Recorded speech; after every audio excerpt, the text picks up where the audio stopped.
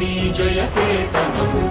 ముక్కోటి గొంతుకలు ఒక్కటైన చేతనం తరతరాల చరిత గల తల్లి నీ రాజనం పద పదాల నీ పిల్లలు ప్రణమిల్లిన శుభతరుణం జై తెలంగాణ జై జై తెలంగాణ జై తెలంగాణ జై జై తెలంగాణ.